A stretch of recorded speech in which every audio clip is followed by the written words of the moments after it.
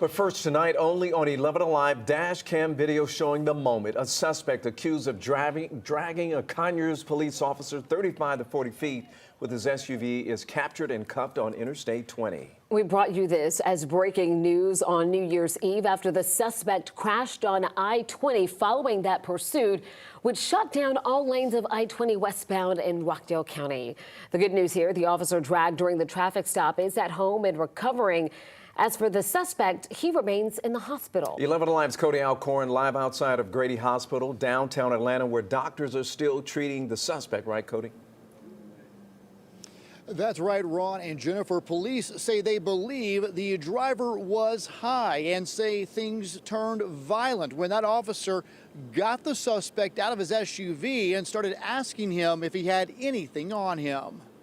There's never a routine traffic stop. Conyers Police Captain Quantavis Garcia says on New Year's Eve, one of his officers made a stop on Sigmund Road. The violations, a tinted tag cover and a broken brake light. And it led to ultimately him fighting for his life on the side of the road. The officer and suspect fought. The officer deployed his taser. The suspect was able to continue walking with taser prongs in the back of his back. When the suspect jumped back into his SUV, Captain Garcia says his officer tried to pull the suspect out. Where the suspect puts the car in drive while the officer's inside of the vehicle. The officer was dragged about 35 to 40 feet. The officer immediately starts screaming across the radio. That's coming into our real-time crime center. Where dispatchers used flock cameras reading license plates in real time to track down the suspect's SUV. Within minutes, officers found him about a mile from the traffic stop. 1080.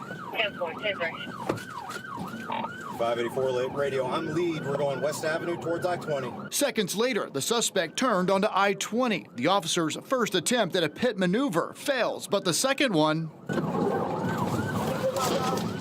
is successful, and the suspect was taken into custody.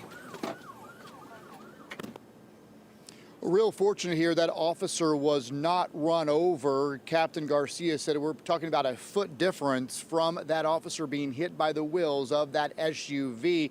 He is at home recovering. Now, he did not break any bones, but just suffered severe road rash, and as you can obviously imagine, very sore, but hopefully we'll be back on duty here in a few weeks. Now, as for that suspect, Ron, you mentioned he is being treated here behind me.